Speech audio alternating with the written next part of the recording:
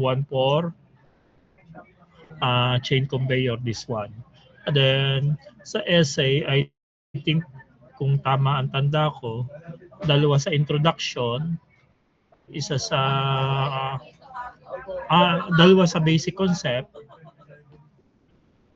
dalawang essay question sa basic concept, that is lahat ay critical thinking question.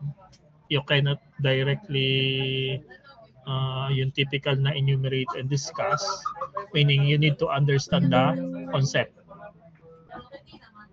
So no need to memorize everything, but you need to understand the concept. The same with the principle of material handling. One question also for screw conveyor, and one question for uh, a chain conveyor. All essay question is a critical thinking question. So, meaning you don't need to memorize everything. What you need to do is to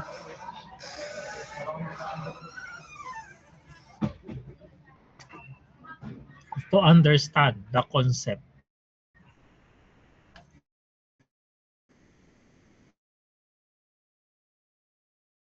Or in answering those, you need to elaborate, and sometimes you need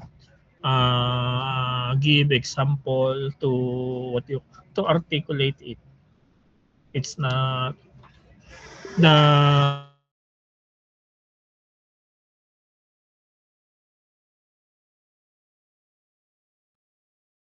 it's about the essence of your answer. Okay. For our next topic, this one is application of chain conveyor. Application of chain design in your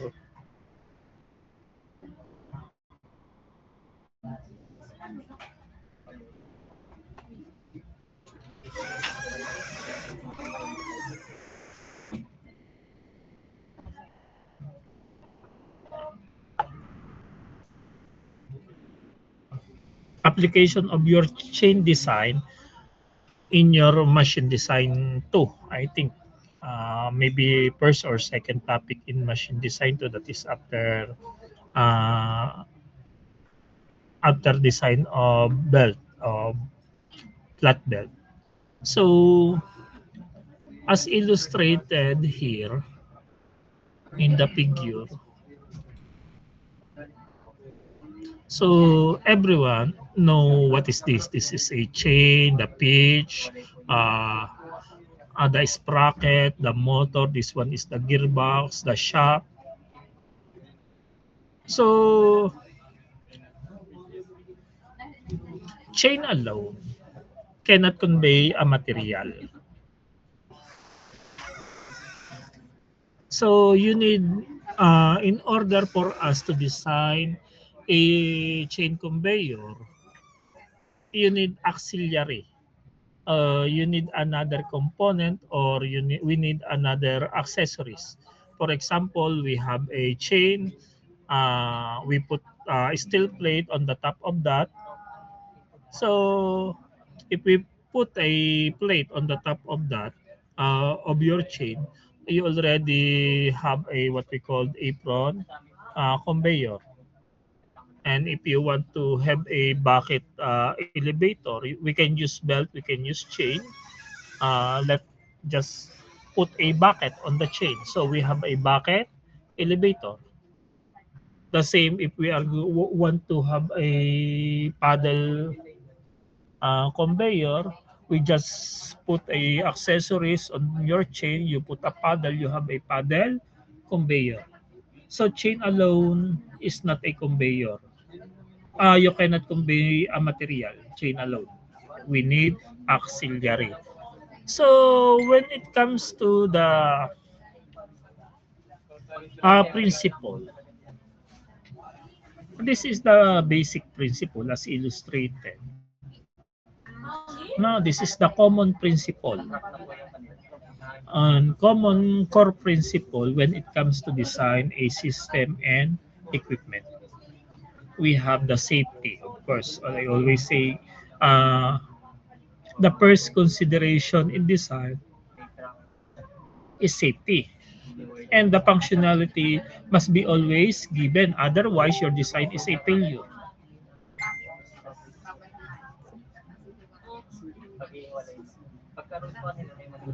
And then, we also have the cost effectiveness. I always mention that the bottom line of design is economics. So it must be cost effective. So in order to attain the effectiveness, it must be reliable, it must be efficient, and it must be easy to maintain. Then, of course, we have environmental responsibility in our design. So take note of that. In any design endeavor, we must always consider the following, the enumerated in that figure, regardless of what kind of machine that we are designing. Always consider safety, efficiency, cost effectiveness, maintainability, reliability, and environmental responsibility. In giving that, you will come up with a sustainable design. No, that's why I always love to search or look for a figure, especially the colorful one. But in some cases, okay. So the first step in our design procedure, we must define the requirement. What is the requirement in designing a chain conveyor? Example, we have the material properties. We have the operational parameter. How many kilogram, the environmental factor, and other factors. Then after determining that, you need to conduct a preliminary design. As you observe, some arrow in the flowchart, go back at the start after evaluating that. And your preliminary design, you estimate. Take note, I always mention that you cannot finish a good design in one go. Design process is iteration. The first step is preliminary design. I always, and you always hear to me, begin with the elementary drawing. No need to perform a detailed drawing. A simple diagram will do. Based on that simple diagram, you do your preliminary design. Estimate the change speed, estimate the components, select sprocket, design. Then you check for the rating.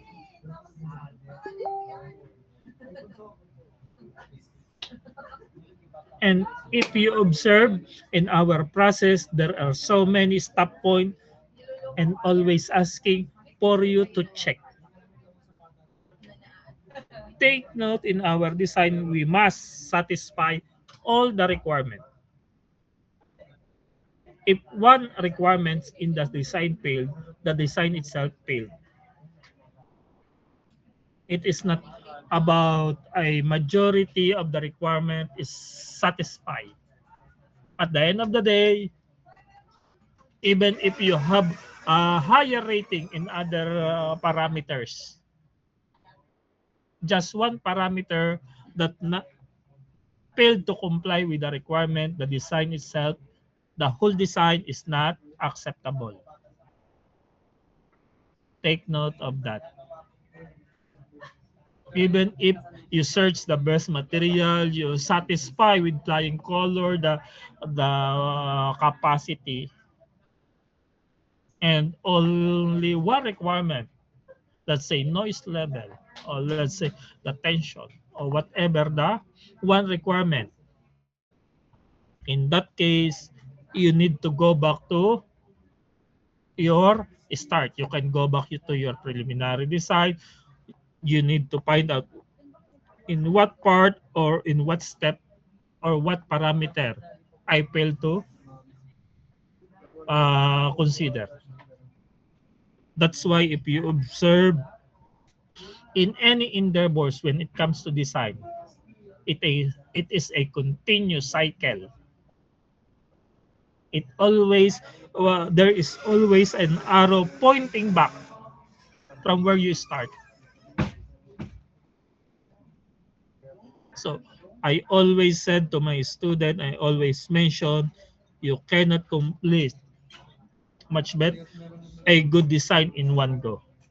That's why I always advise use Excel at, at least Excel to do iteration in your computation.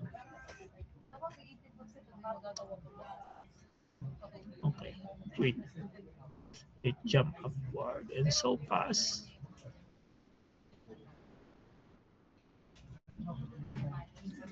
And then we need to know the material. This table is only a partial. If you want the complete table, you can go to directly to the SEMA. But but SEMA, if you read a one SEMA, let's open one.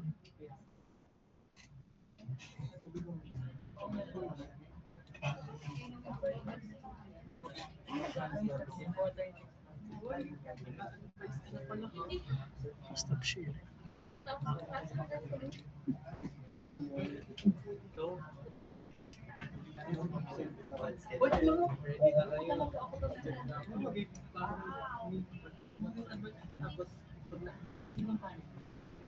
Share.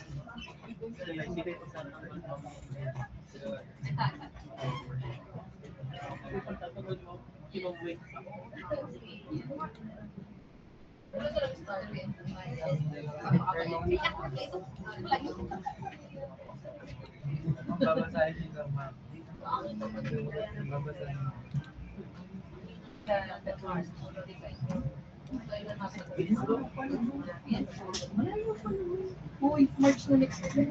Hindi pa ha, February pa lang next year. February 20 na, last week ng Let me open one SEMA. I think this one.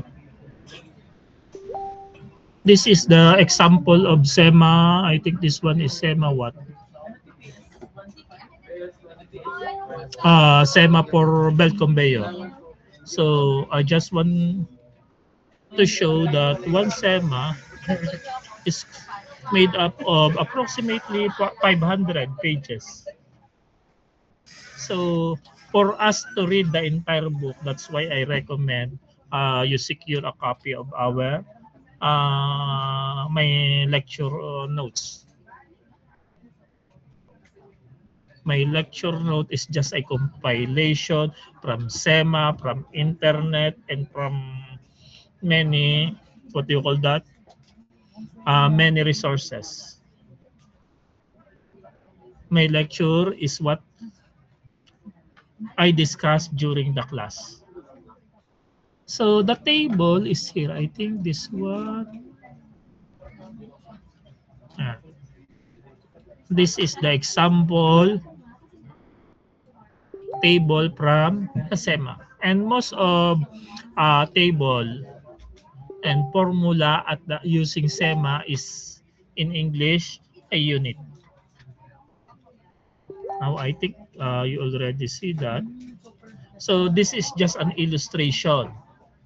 But in case of exam, I already you I already give the properties.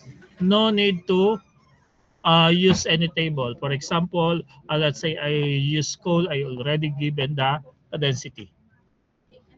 I already given the alarm size, etc. So that in your case, you only need to bring, during the examination, you only need to bring your ball pen, your ruler, your calculator.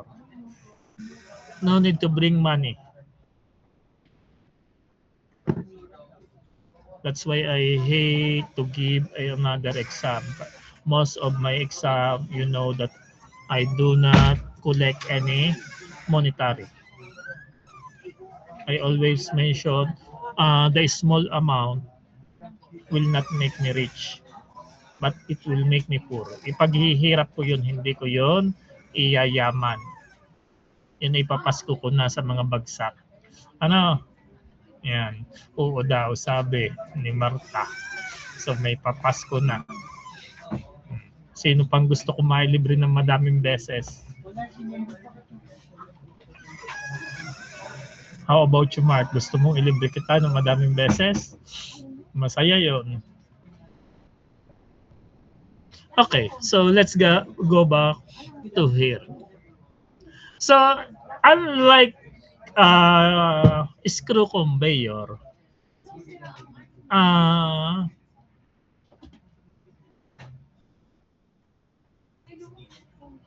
what do you call that? Unlike screw conveyor, the angle of repulse and angle of surcharge is not a big deal.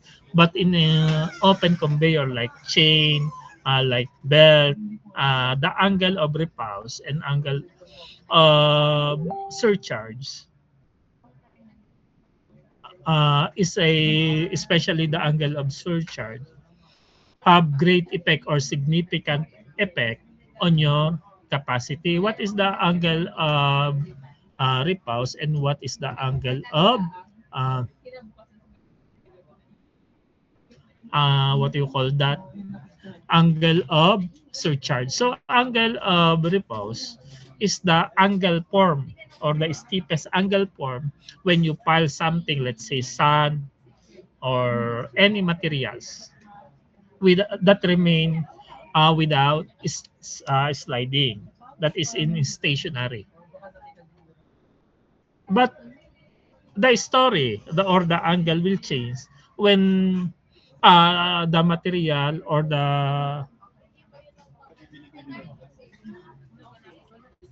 the space or container that hold the materials is in motion. There's a peak of motion, there's also a peak of vibration. So the tendency of material or the angle of the material uh, is to flatten. So meaning the angle, what do you call that, is reduced. So that the capacity of material or the capacity of your conveyor also reduce.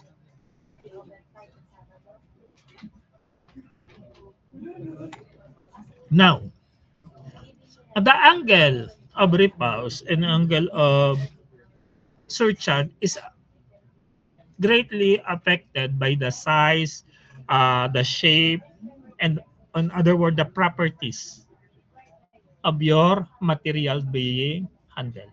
For example, if you put a green piece, do you know what's green piece? On a conveyor, the tendency you cannot form a steep angle of a green piece. All right, the tendency is to roll. Then, if you put, let's say, a what do you call that, corn kernel, it's a different story. If you put coal, it's also a different story. No.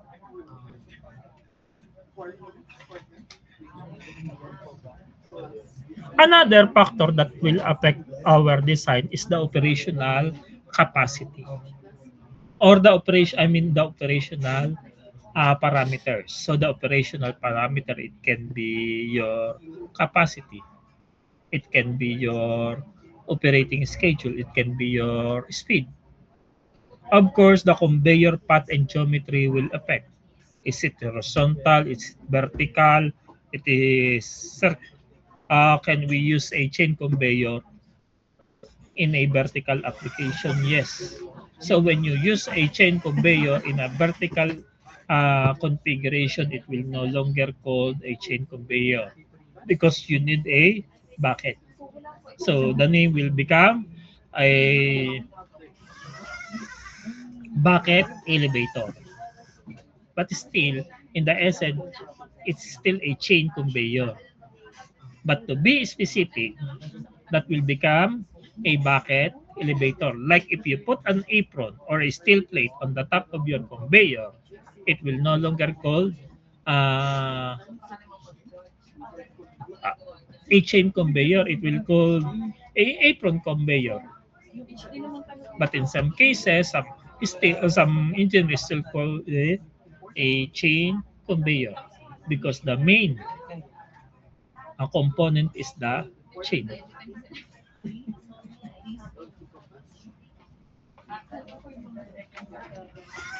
Then another factor that will affect in your design is the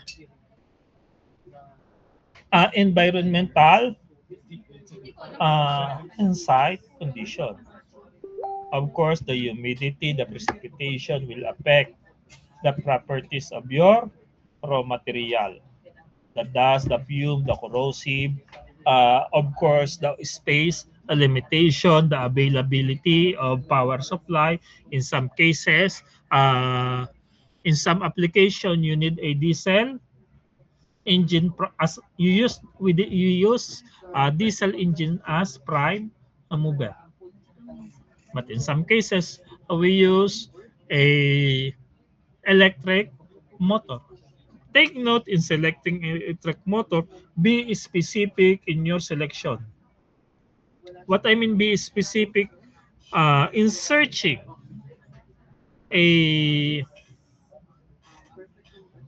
motor for application. Let me check if I have still have.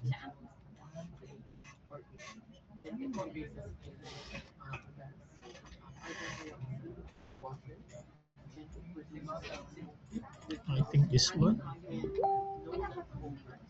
Oh, this is a Mitsubishi motor. So this is electric. So I mentioned to you that be specific in your design. Okay, let's look for one specification.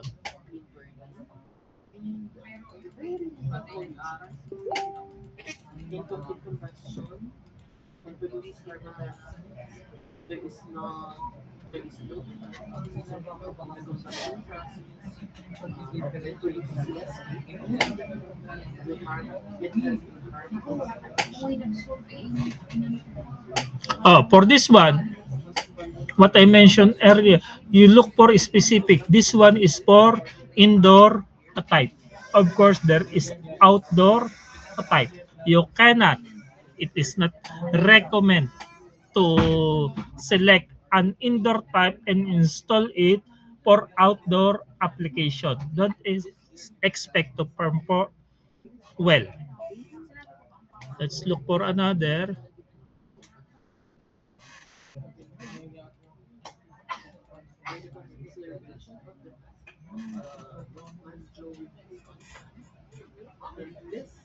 Oh, so this one indoor without corrosive gas, oil mist, flammable gas, and dust.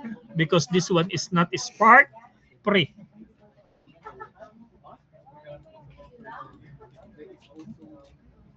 I'm looking for outdoor type. Indoor maybe at the last. I know I have outdoor type.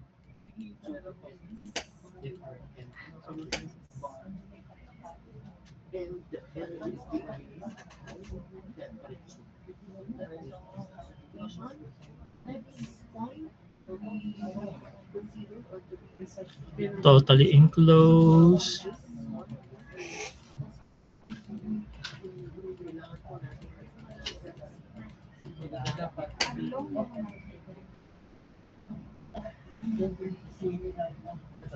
You always also look for the direction.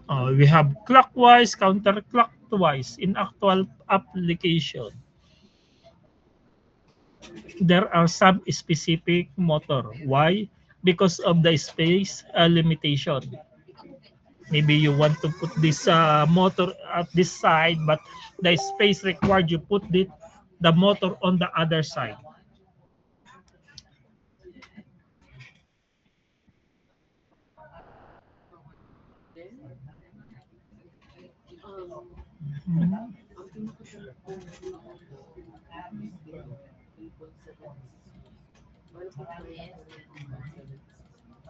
Wait, I go back to here. Find outdoor.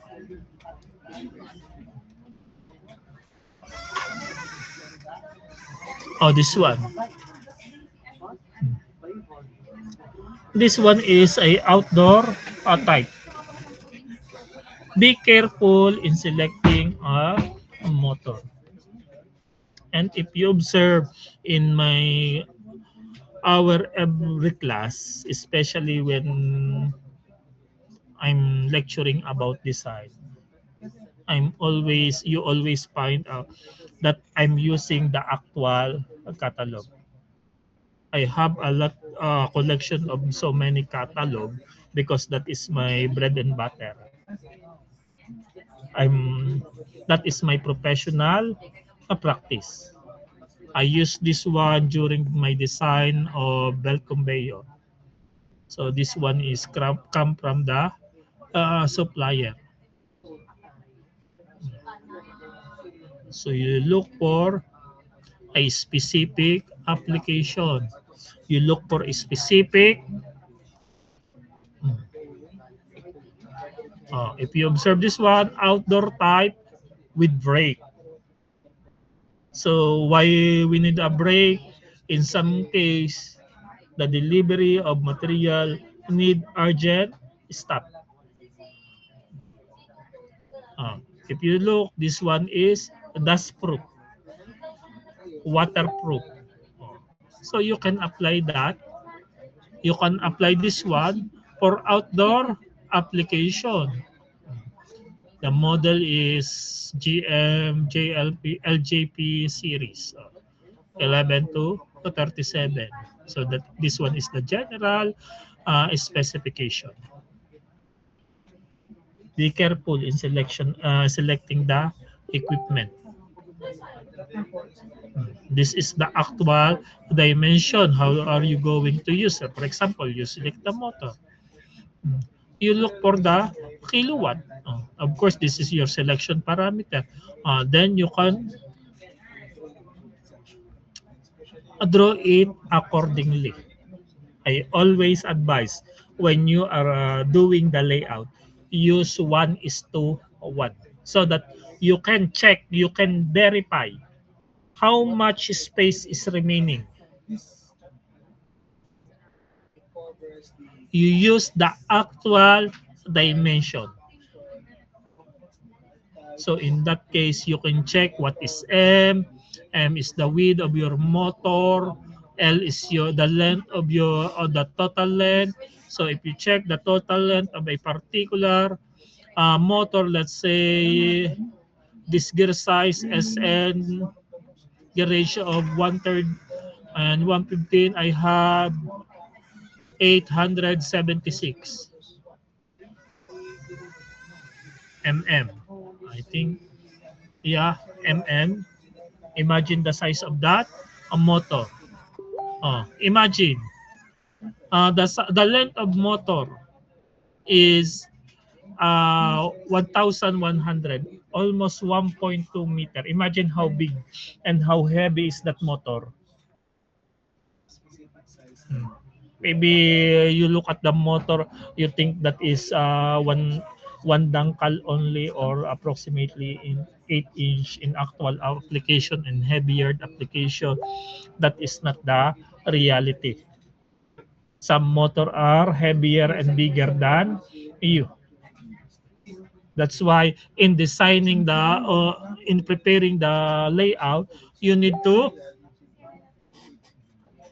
uh, consider the, what do you call that, the maintenance. Otherwise, if you have a motor like this one, how I think the physical data or the weight. Let's say for this one, imagine that. That is 500 oh, that is 554 kilogram. So if you not design properly the what you call that the overhead crane, you have a problem. That is half tons. You cannot replace your motor. That's why I already mentioned that industrial plant is integration of all the component. You you need to satisfy all the requirement, not only one. Imagine you lay out accordingly. You have a motor 500 tons, but you forget to put overhead crane, or you forgot to have a provision, let's say for forklift or loaders to reach that position. How are you going to maintain, or how are you going to replace that particular equipment?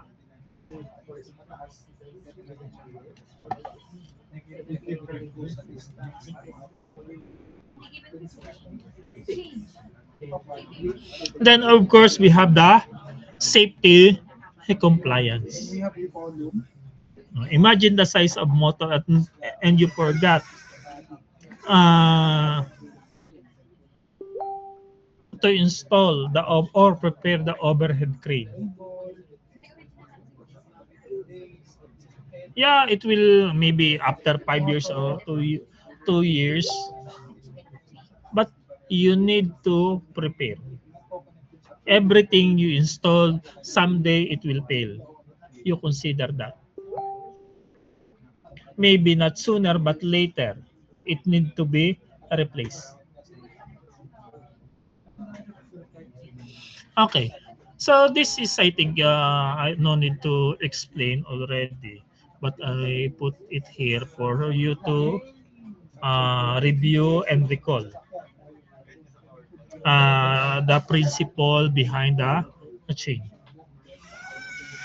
And most of you, I think, is already finished in design 2, but this one is the illustration chain. And I know most of you, if you don't have never see a chain, go find a bike. If not a bike, go to your motor. That is the same. It only different in size, in length.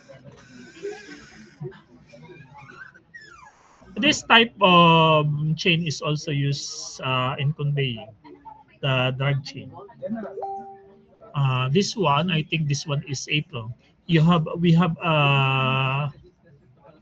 what do you call that? Two chain. This one, and you put a metal plate. This one. I think I have a better drawing of that. No? This is a plate. You have a apron. If your plate you put a slot, it will become slot chain. You see the evolution of how the what do you call that? How we the chain conveyor change its name. You put a redler, it's become a redler chain. And then another, this is the, you put on a scraper, it will become scraper. Hmm. This one, you put a pan, almost similar or the same with the apron or exactly the apron. That's why other called it apron. This is the metal plate, you put the materials. But still you design the chain conveyor, this one, the apron, the slot, what else, accessory, sometimes hook. Still, all of them is a chain conveyor with your accessories. Your accessory in this case is the slot plate. Now, in determining the cross-sectional area, just the what do you call that, length times width or whatever the shape form in the cross-sectional view, if it's in form on triangle, so you determine the area by triangle for you to determine the capacity, that is area, this shaded area, times b times 360. That is your capacity or your volumetric capacity. Uh, in some cases, volumetric capacity and tonnage capacity interchange depending on the given.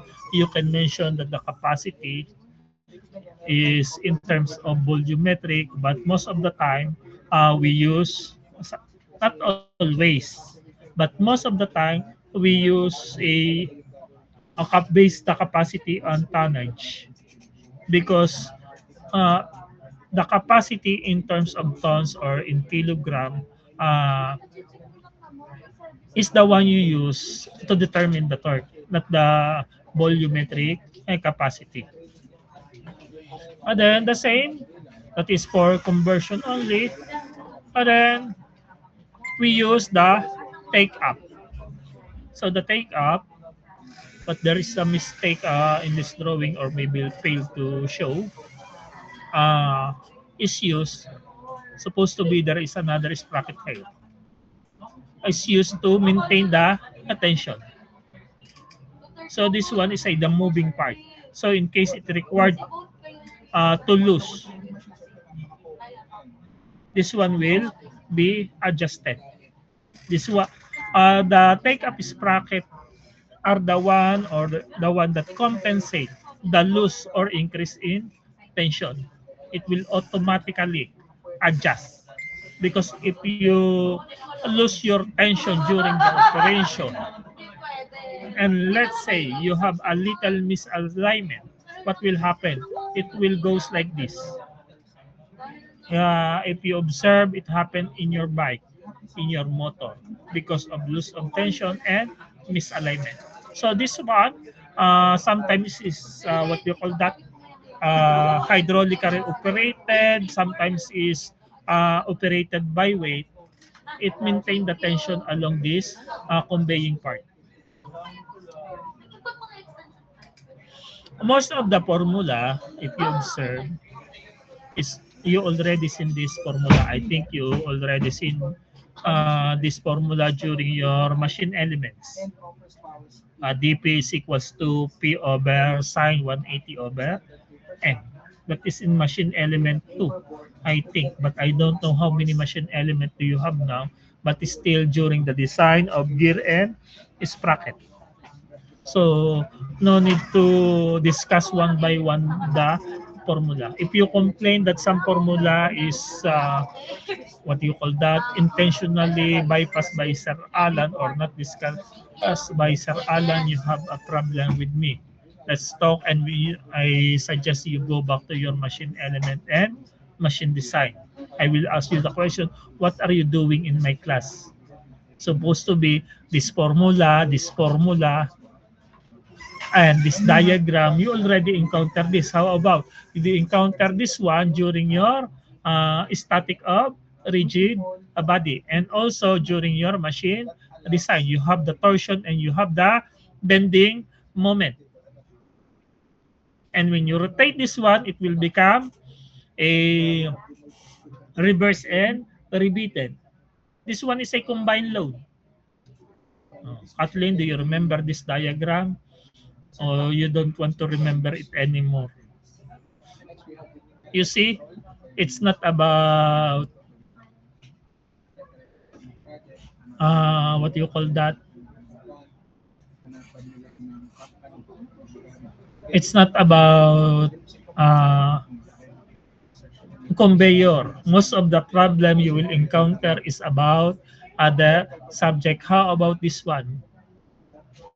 This one is you encounter this formula, the equivalent bending moment and equivalent torsion moment during, I think, strength not strength of material. You don't have a strength of material, but rather during the static of rigid bodies and your machine design one. Is that correct, Kathleen? You encounter this one during this machine design one, and some other encounter this in during machine design 1, 2, 3, and 4. So also this one, the shaft diameter, the diameter of the shaft based on the equivalent bending and based on the torsional moment. And in solving this design, this problem, you need to solve it in both way, because this two will give you a different diameter. So you select which one.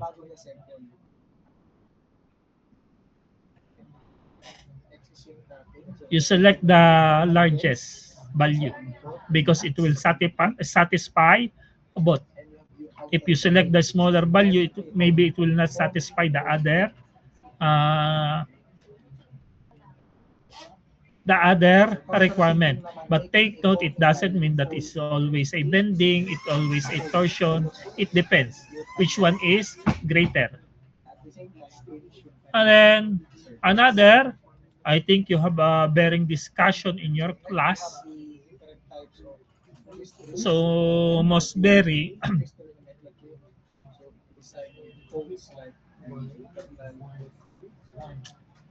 is usually designed to 60,000 to 100,000 hours.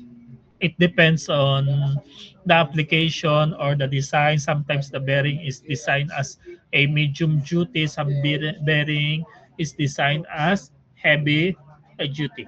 That's why even if you select, let's say you want to select a particular bearing or buy a specific bearing, some brand is what you call that expensive or the price is high because of the condition that they are designed. In designing a bearing, I think I will discuss it another when it comes to the belt conveyor, all the parameter. That's include the service factor, etc.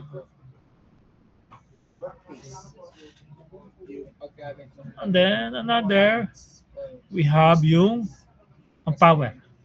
I already mentioned you during our module 3 in selecting the power, you need to consider the service factor. But take note, as I always mention, all the factor like factor of safety, service factor, the higher the service factor, if you increase the service factor or the service other factor, it will no longer become a factor or particular, let's say factor of safety, service factor, and other factor, utilization, etc. It will become a factor of ignorance. You already oversize, over design. It is not recommend to over design the machine. Why? First of all, it will increase your capital expenditure. Second, it will increase your energy consumption. So your plant design will no longer be energy efficient. Take note in taking the efficiency, you need to take or get the total power consumption. It will become, it will significantly affect the overall rating of your plant. And then we use coupling, so that is we use to connect motors. Coupling also used as what do you call that, accommodating for minor misalignment. But yes, we don't tolerate misalignment, but in case that uh,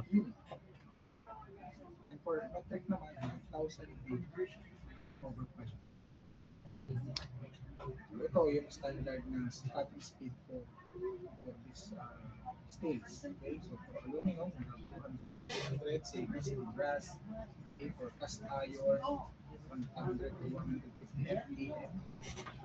For copper, we have 200 FPM. Using steel, 80 to 100 FPM. Okay, metal, we have 40 to 60. Stainless steel from 30 to 50 FPM, and for full steel alloys from 50 to 60 FPM. So, Okay, of course, sometimes in large application, we use a hand so pakita sa hold inyo yung back, we design use ng a brake. sulat na back sa kahit sa back part lang. So the design of brake is application of what do you call that? A machine design. Then backstop or hold back. If you know who, if you observe in a bicycle, the direction of the sprocket is only not. I'm talking in general in bike, not the Pixie one, because in Pixie, in any direction, the your rear wheel will follow. But in a regular one, the direction, only one direction. If you pedal your bike pedal backward, the rear wheel will not follow. That is the illustration of backstop.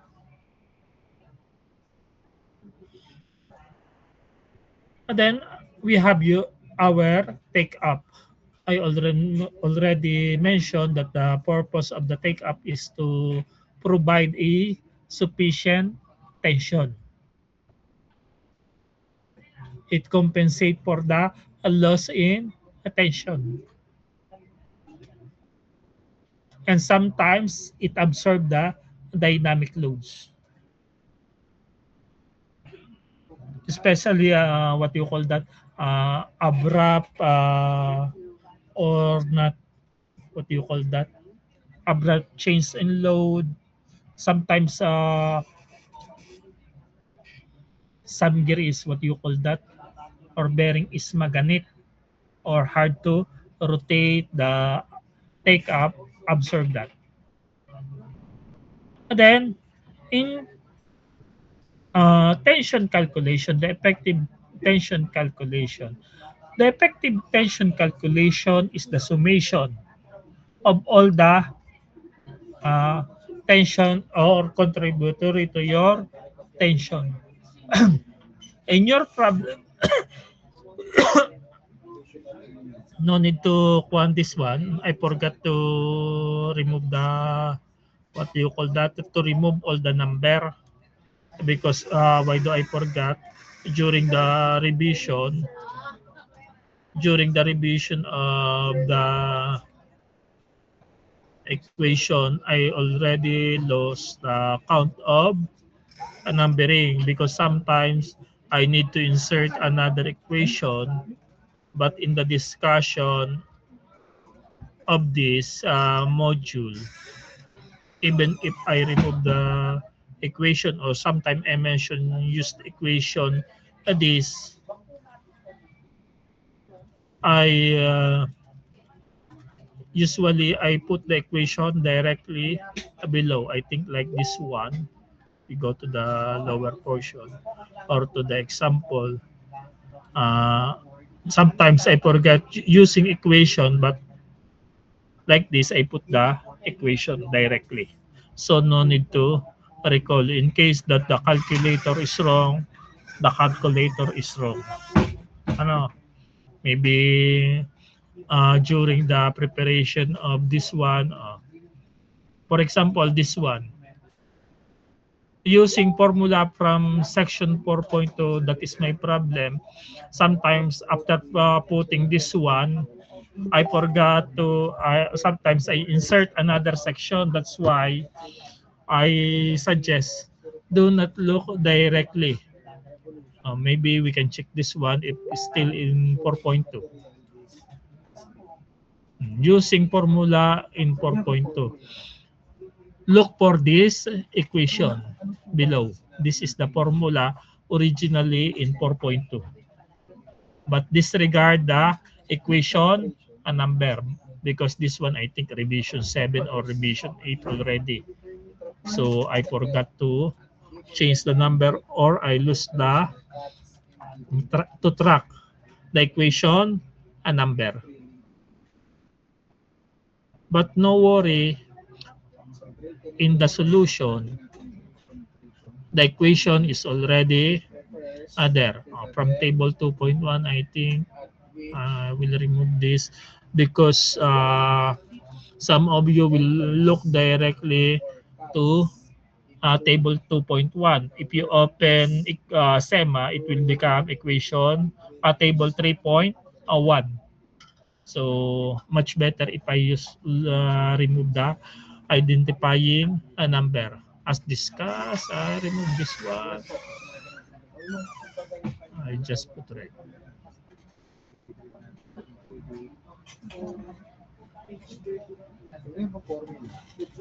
I think, let me see, 10.2, okay, is still correct. Ano, as discussed in section 10.2, that is 10.2. Oh, let's go back. I just show you that sometimes the formula is the equation number is wrong because of so many revision. But as I mentioned, no worry. So for this one, you see 4.2 and 4.1.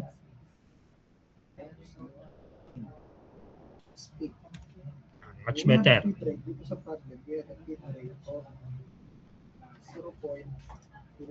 Okay. Maybe during the first revision, I directly go to 4.1 effective tension. Then after a few days, I revise. I want to add first the general principle. That is the same reason why the numbering of equation is already changed. So no need to memorize this formula. You need to understand the formula. The effective tension is affected by three components. I think three or maybe four to be exact. First is the tension due to the resistance of materials to move. Second is the resistance of material to be lifted. Third is the resistance due to your mechanical component. That's the reason why I said three. Or to be exact, is sometimes is due to your accessories. So actually, it's three already because the accessories is all mechanical. Sometimes you see, of course, as I mentioned, the first one is the resistance of material to be moved. Let's say you have a particular weight of material, even if it is in horizontal, the tendency is to stay at that position. Second is due to acceleration due to gravity, the gravity effect. And the third is the mechanical. So that's include the bearing resistance, the flow or the scraper or the skateboard. That is the accessories. Or sometimes we have cleaner. But in your exam, I think I mentioned what is already the resistance, or the indirectly I mentioned the resistance due to the skirtboard. You know what is skirtboard? Let's say we have a conveyor, you have a flat conveyor, you put a side skirt so that the material will not overflow. That the purpose of the skirt board is to increase the capacity by putting a what do you call that, a something flat object at the side like this one. You put this at the side of your conveyor, you put another in this side, so it will become a channel. It will not overflow on the side of your conveyor. you see on that. So the capacity of the press is expressed in several ways. So usually, when you do this flash 6. So is rated. Some drilling press are rated by the distance from the center of the district to the whole of hindi makikita, hindi papasok yung material ng tayo.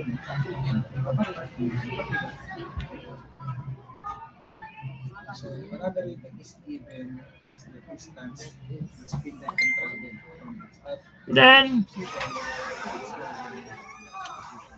another what we have a plow or scraper. Scraper is accessories that we put on the top of your conveyor. For example, at this one, to avoid, where is that?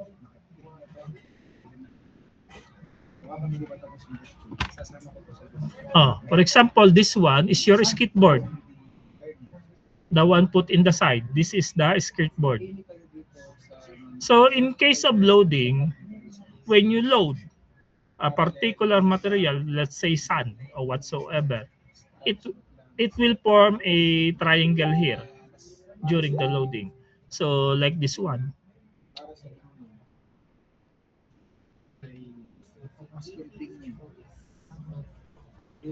It will form on the top. So in case of traveling, and you have what do you call that?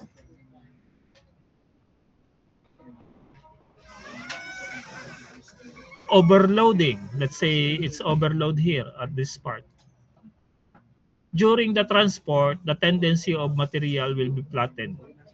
So some material will overflow at the side. So what do you do to avoid that is you put a scraper on the top. So it will scrape the overfed material in this part. So you maintain a certain height. You flatten intentionally the height of your material. So it will not overload in your, it will not overflow at the side of your conveyor.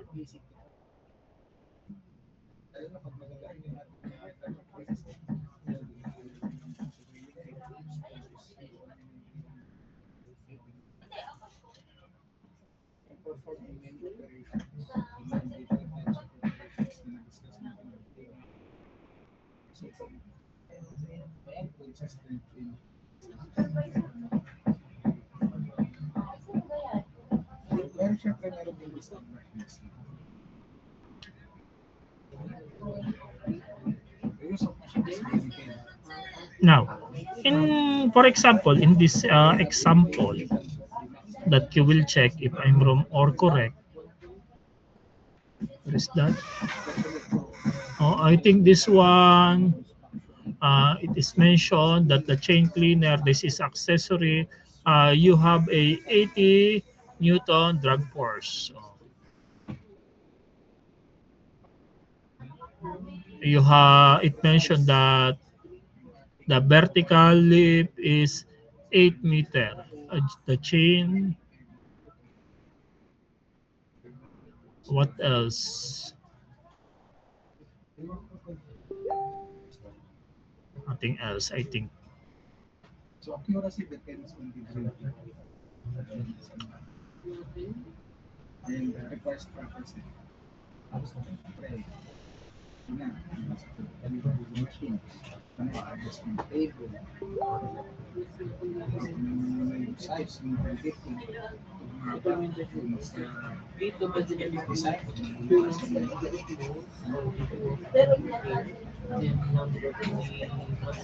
It's industrial application. Pwede rin siya sa automotive.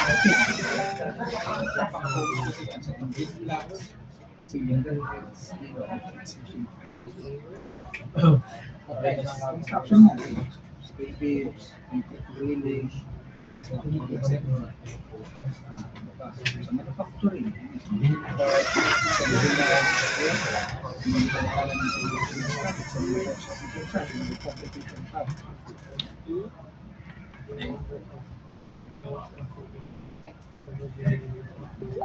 Example, ano ba yung mga drilling machines sa workshop, di ba? Manufacturing, yung drilling machine.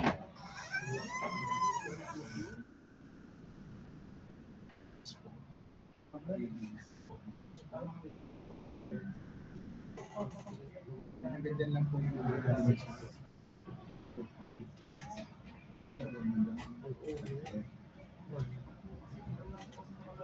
recitation, since meron akong course doing research, I'll give you 2 to 3 minutes para mag-chat with GPT dun sa Wait lang ha. May sasagutin.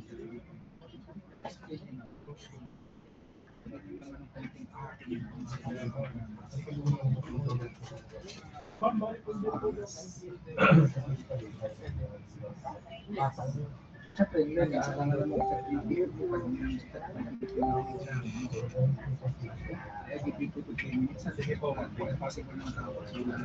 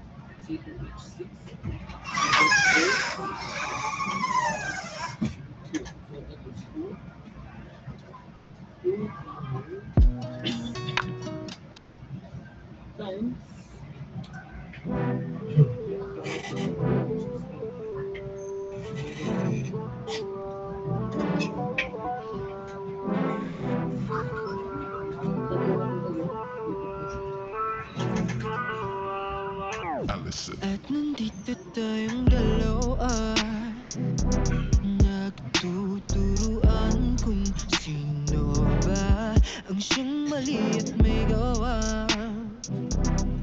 Walang nakikinig, puro salita, at ika'y nagpasyang linisan pagkat di nadama. At ako'y di pa handa, di makapagkakala.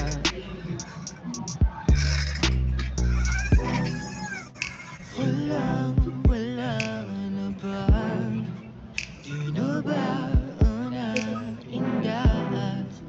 Kung ngayon'y ayaw mo na, pwede ba hanggang sa huli mula problema isang gabi, ipagpaliban ng gabi, sulitin bawat sandali kahit di na't lumadali, hanggang sa huli mga problema isang gabi, ipagpaliban ng gabi, kahit alam kong aalis at di ka na babalik.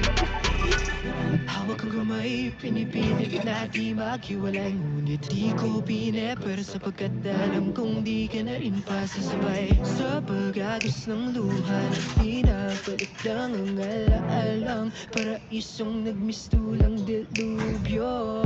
Parang kailan lang na lahat ay kaya nating lagpasan. Ngunit kailangan bang dito na ang katapusan? Sa mundong ating ginawa di na Okay, mabalikan. let's go back. Paulit-ulit So this one is the tension due to the empty chain, which is this one is the mechanical resistance of your conveyor itself. The conveyor itself, even if you don't put any load,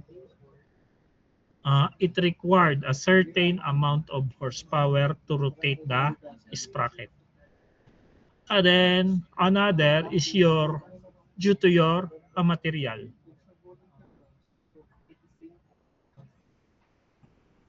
And then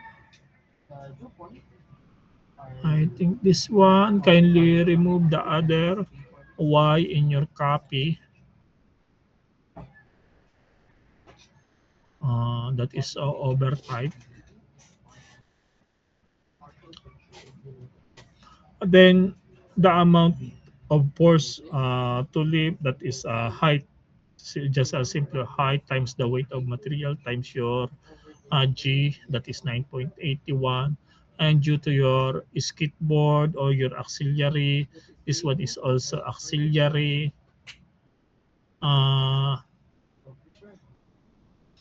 Due to acceleration and so on. And this one, I know you remember this formula. T2 over T1 is E2 U times your wrap angle, which is also part of your machine design. And then other critical tension, sometimes it is mentioned. Then after calculating the tension, you can compute for the effective tension.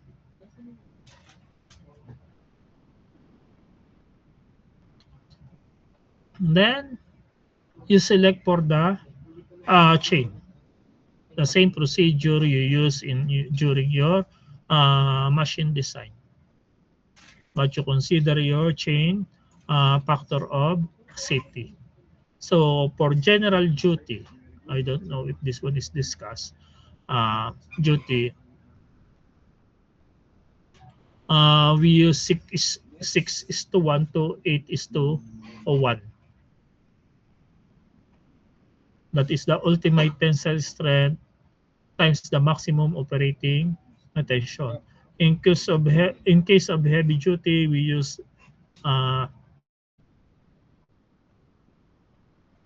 what do you call that? 8.1 to 10 is 8:1 to 10:1. In case of higher temperature, it may require higher factor, but I will mention it in case that it is mentioned in the exam. Sometimes, aside from high load or high tension, the temperature is high. Like let's say you are in the steel fabrication, so the application, the temperature application is high.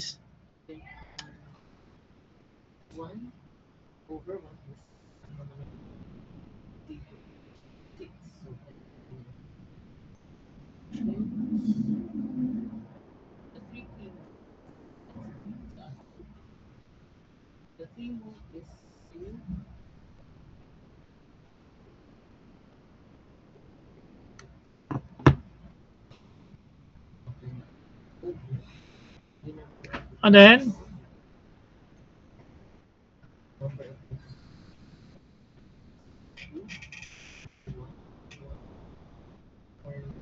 what else? This one is one, just a for you to read.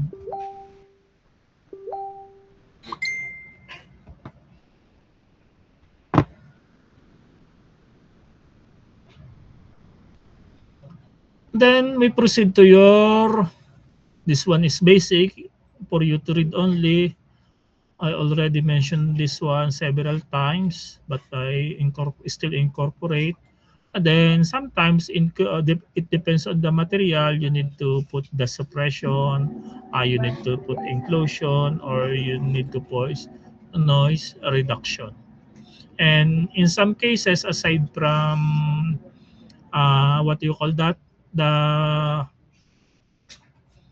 aside from that, sometimes if the material is will cause fire, we put what do you call fire detection and fire suppression system, especially when you are handling a material, let's say fiber or whatever with traces of oil. You need to install fire detection and fire suppression system. You will not justify that you are using a what we call that spark free bearing and other component. Still, even if you are using a spark free, that is a part of the safeguarding the material. Still, you need to use a fire detection and fire suppression system.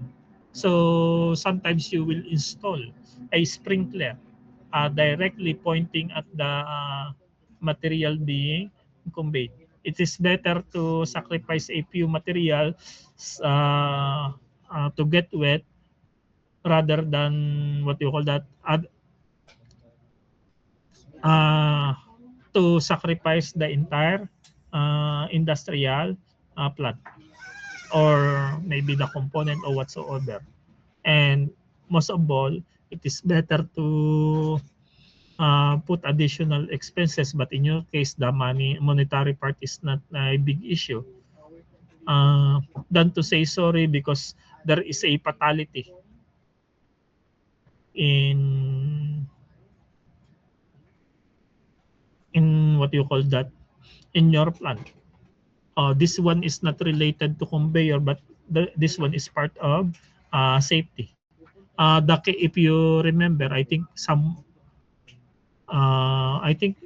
November 1 or October 31, maybe the case in Pagbilao Power Plant, the fire which caused I think one lives and 16 or a large number of injuries is due to what you call we call that dust explosion, alikabok particulate. So that particular part of the plant, I think that is a duct or dust collector, uh, maybe some spark that trigger the simultaneous fire. If the if one particular area of the plant is saturated with dust, it become very hazardous. That's why in some plant it's very essential to install what we call a dust collector. You don't just what you call that simply collect. You forcefully collect the dust.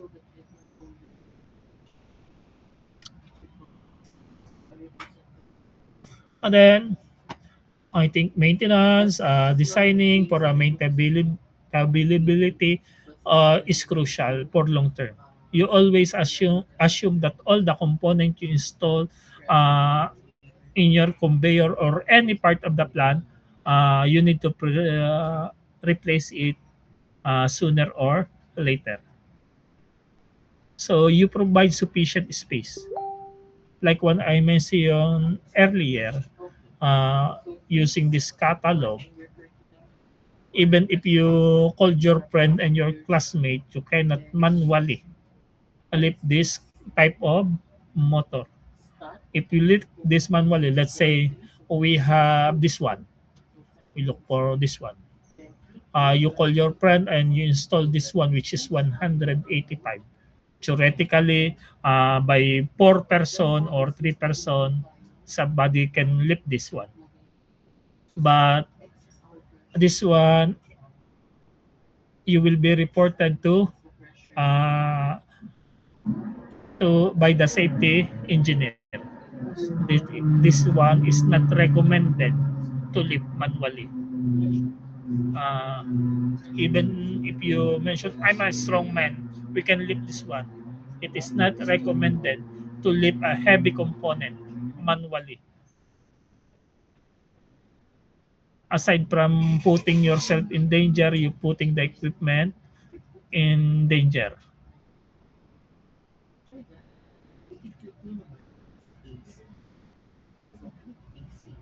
And then this one is a comprehensive. So this type of problem, or I always give this data for your one. The properties is given, the specification is given, the tonnage, then you design. So that in this kind of problem, the only direction is design a chain conveyor using this specification. You directly substitute, the formula is given here. You check the value, you check the value.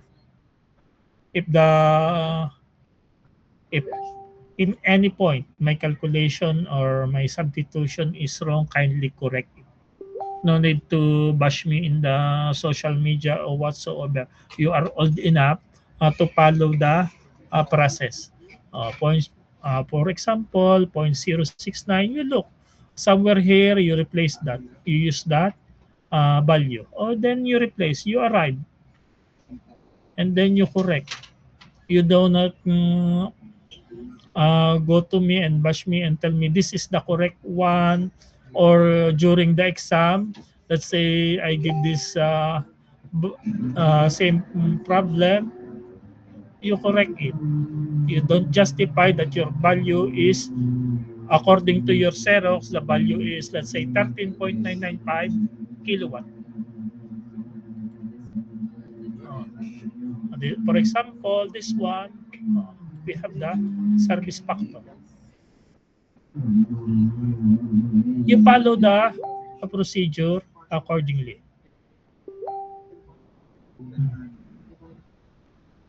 Then you summarize the result.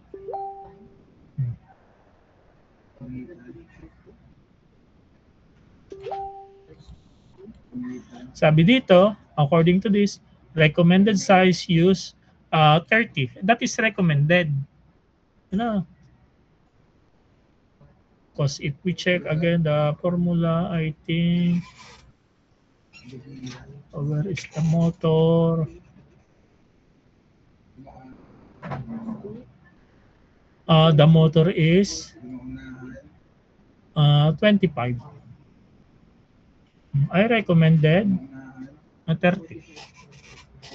But in some cases the problem give you, let's say we don't have 30, you look for the next standard, but do not directly around it. I think this one is based on the commercial.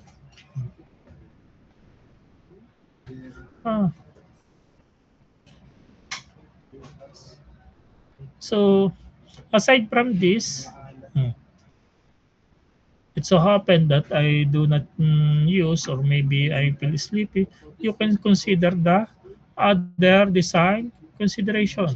I mentioned to you earlier that in a design problem, you can, what you call that, you can provide so many solution.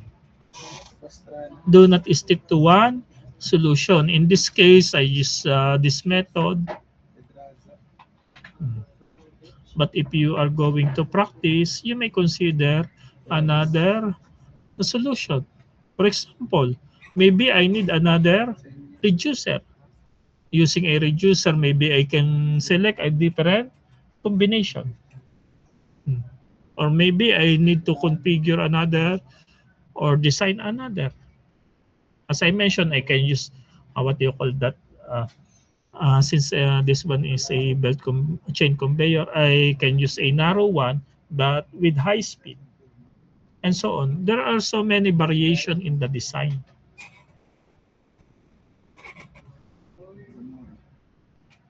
You cannot give a final specification.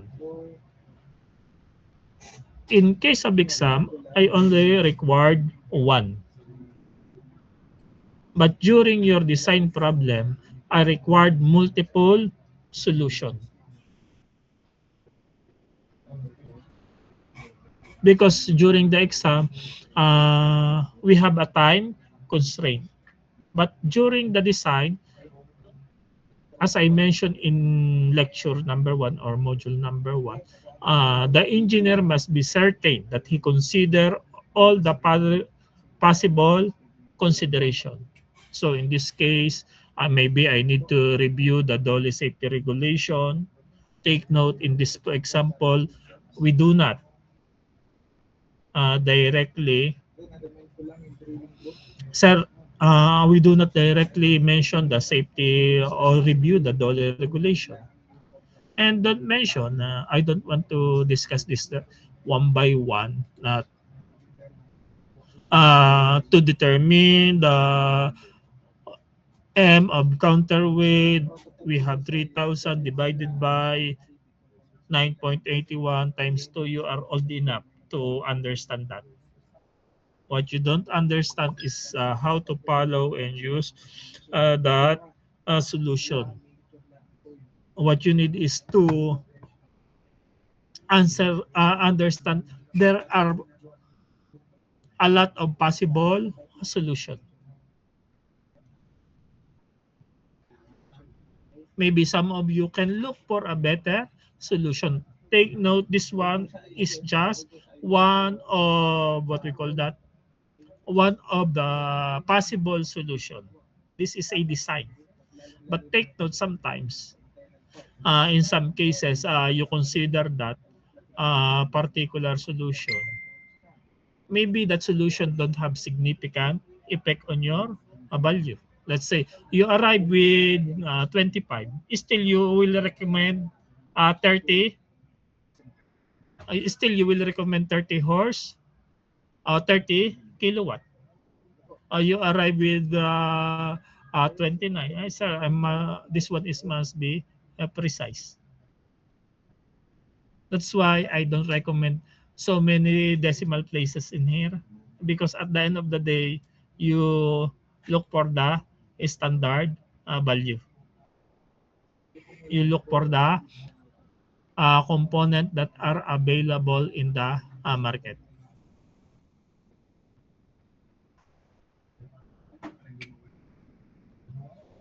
And during your, I think this is the end of the lesson.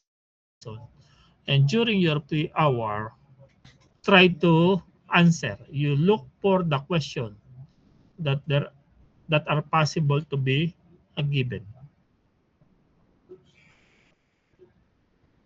I don't like answer yes or no, what so blah blah. Ano?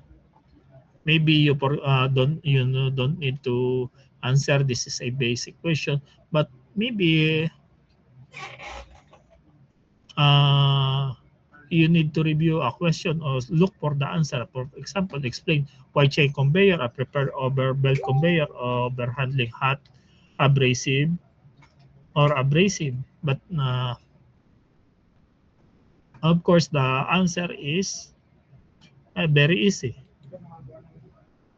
because of the material composition of a belt conveyor. Belt conveyor is dominated by rubber. Unlike chain, you can put a steel plate. Hmm.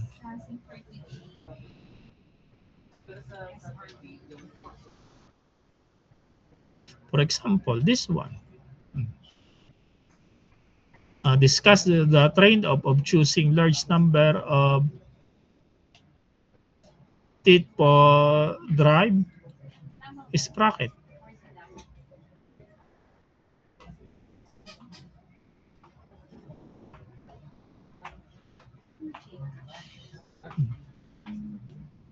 Those who ride bicycle or a biker, especially the one who are climber and what you call that, a long drive, by care, they will easily understand that.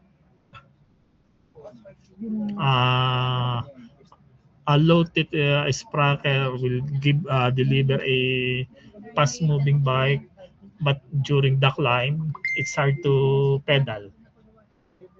So that is the same principle. So many answer, so many possible answer. What is important is you articulate it properly. Most of the question in the critical thinking question, and especially in your exam, you don't need to memorize. But sometimes you need to remember some term in order for you to articulate your point clearly. So I think you are ready for the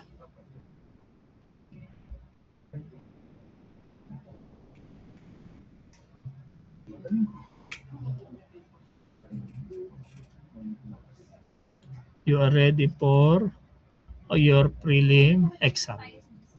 I mentioned to you last meeting that we will conduct a make-up exam in case of no classes today. But given that we already finished module 1 to 4, uh, I don't know the schedule.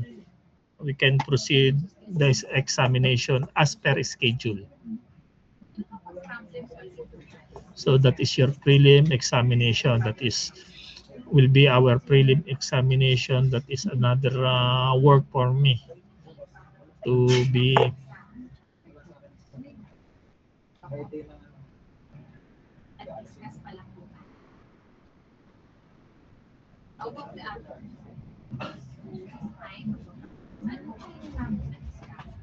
katalog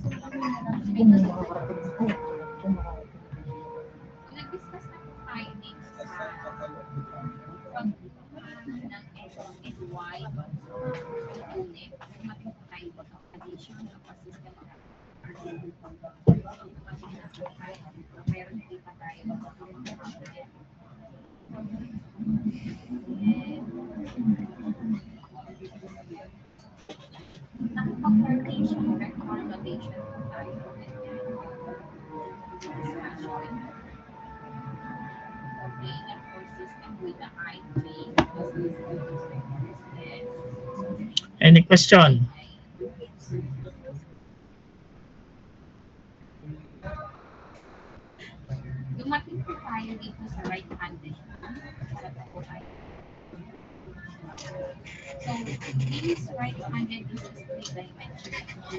Oh,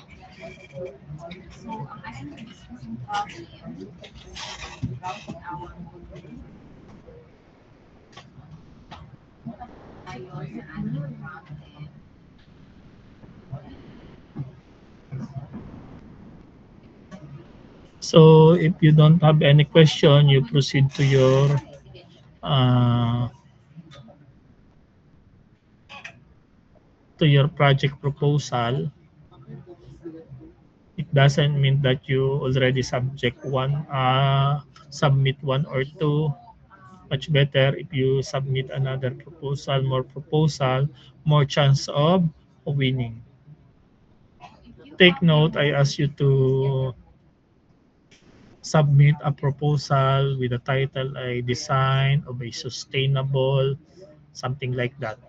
So our proposed design is focused on sustainability and energy efficient design. End of the day that we propose a design of a what do you call that, a particular plant. Proposed designs of 500 kilogram of or 500 cubic meter of bagoong. I want a design of a proposed design of a sustainable plant. So with that, if you don't have any question, you can go now and evaporate yourself. Thank you very much. Thank you po sa Thank you Sige po. po. Thank you po. Thank you po. Thank you po. Sige po.